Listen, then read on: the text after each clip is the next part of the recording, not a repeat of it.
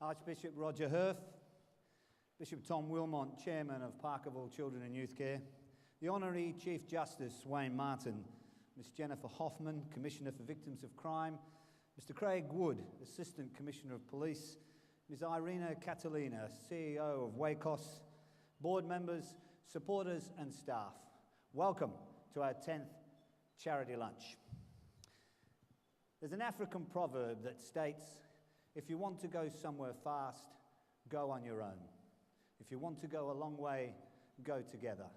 We have come a long way together with you, our supporters, over the last 10 years, since we had our inaugural lunch at Subiaco Oval, where there was 330 guests, we had 50 staff, and we cared for some 200 children and young people. Today, 850 guests. Our staff numbers are near 200, and we care for thousands of Western Australian children. In the last year, we provided assessment and treatment services to some 2,300 children and young people who've experienced trauma from abuse. We provided primary early intervention services to some 8,500 children across the metropolitan area. Now that is what I call going a long way. The awareness in our community around the incidence of child abuse is also more apparent. Let's remind ourselves of those statistics. 1 in 4 girls, 1 in 6 boys will be abused before they're 18 years of age. 90% of those children know the perpetrator. 70% of children who are sexually abused do not disclose until later in life, if at all, because of fear. And children who are abused are 40% more likely to be involved in criminal activities. Again, more importantly, the community is beginning to understand the effects of child abuse on a child's brain. That is, that child abuse causes impairment of a child's brain, leaving cognitive, emotional, social, and physical disabilities which, without intervention, may remain with a child for the rest of their lives. So much of our growth, our increased capacity to care for and enable children to recover, has come from you. You have enabled us to build homes for homeless and vulnerable young women, to establish early intervention and prevention programs in 11 primary schools to stop the cycle of abuse, to provide clinical services for out-of-home care children, to establish and build Australia's first child advocacy centre, the George Jones Child Advocacy Centre. You have done this because you believed in the work that we do. We believe that with hard work, commitment and quality skilled staff, we make a positive difference in children's lives. In fact, we actually believe we save children's lives. The damage perpetrated on children from child abuse is catastrophic. We provide hope out of that catastrophe and turn hope into recovery. And the good news is that we know with proper support and good clinical intervention, these children can and will recover fully in time. However, child abuse is still the greatest community epidemic that we face, and we cannot afford to take our foot off the pedal. Do not be deluded by thinking that child abuse rests with just the lower socioeconomic or a particular cultural group, or a sleazy man in a black Macintosh that jumps out from fences to frighten children. Child abuse is all around us, and its perpetrators camouflage themselves among us, and they are cunning in their grooming of children. Child abuse spares no race, religion, ethnic group, or economic standing. And now for a few moments, I ask you to concentrate and use your imagination. Imagine a little girl afraid to go home at night. Imagine a little boy who skipped school today because his bruises were too many. Imagine a teenager who was angry, resentful, mistrusting, aggressive, depressed and sad. Imagine any child who cannot celebrate their birthday or Christmas. Imagine a little girl locked in her own world, shunned by other little girls. Imagine any child who has a sense that they are useless and worthless and will amount to nothing. Imagine a child who's so full of despair that all they want to do is take their own life. Imagine a child who's been fouled by a trusted adult and lies there in fear and torment of speaking out. Now imagine that one of them is your child or your grandchild. It's unimaginable, isn't it? But whilst they may not live in your homes, they are our community's children. They are behind us in the shopping centres. They sit next to your children in school. They play on the same sporting ovals, support the same sporting teams. They are our neighbours. They are your child's friend. So I say to you, loyal supporters, be the ones to effect change. Be the ones to stand up and shout for these children. Be the ones to give them the safety and support that they need. Be the ones to ensure they get a program of therapy because they have paid a price far too great already. Be the ones to take another perpetrator off the street.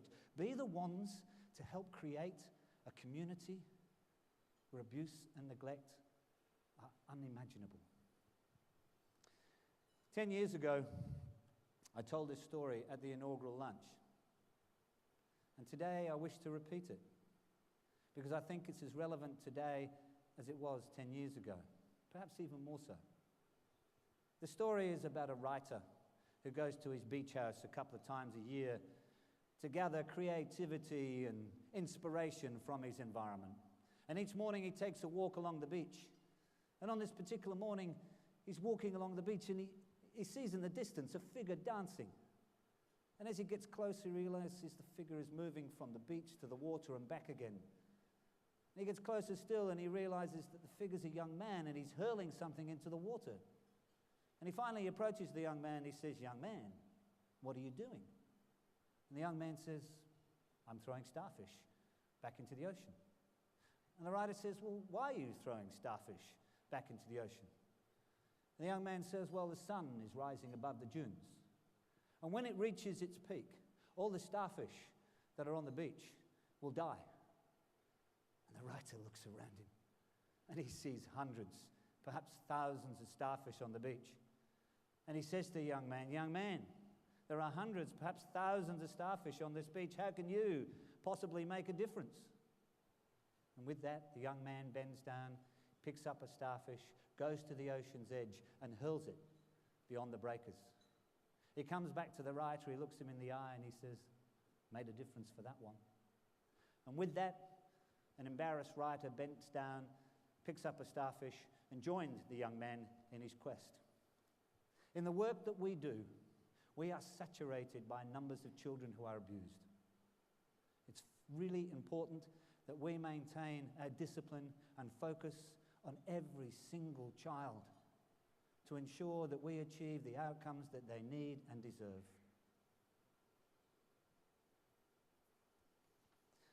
Ladies and gentlemen,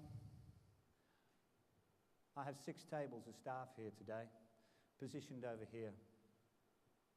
These staff come in every day and do this stressful and challenging work. The cost to these staff is sometimes quite high, but the cost to the child is far greater. Would you please acknowledge the commitment they make to these children every day?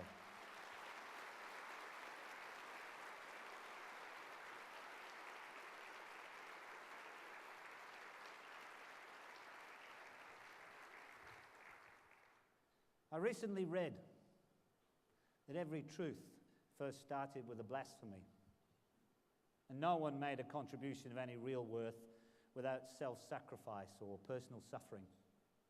The Irish tell a tale of a man who dies and goes to heaven. And when he gets to the gates of heaven, he sees St. Peter, and he says to St. Peter, "St. Peter, can I come in?" "Sure," says St. Peter, "come on in. Just show us your scars." The dismayed man looks at St. Peter and says, "But I have no scars." "Oh, really?" says St. Peter. "What a pity. Was nothing worth fighting for?"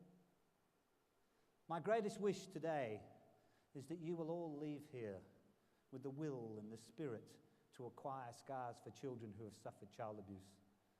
And you will join us in our quest to stop child abuse. I believe that if you as an individual passionately believe that you can make a difference in the life of another individual, then your contribution will take you to a place where your heart is without fear and your head is held high. You can never tell what an impact you will make on a child's life by your action, or indeed by your lack of it. Recently, one of our young people who'd been in our care for many years aged out of care. That means he reached the legal age of adulthood. He came to me, he gave me a scrumpled piece of paper, and on it were these words: "My past defines me. I am unseen, unheard, unwanted, unloved. That is what I am. I am filled with a deep sorrow and despair. Deeper and deeper I fall within myself, trapped in the misery of my life, lost in the sorrow of my soul. I long to feel, to hope, to dream." I said to him, "What do you want me to do with this?" He told me he wrote it years ago. I could do what I like. I could tell some people, or I could burn it. But what he came to tell me that day was that he didn't need these words anymore. He was okay now. Such is the impact of Parkerville Children and Youth Care on the life of a traumatised child. We thank you for your continued support.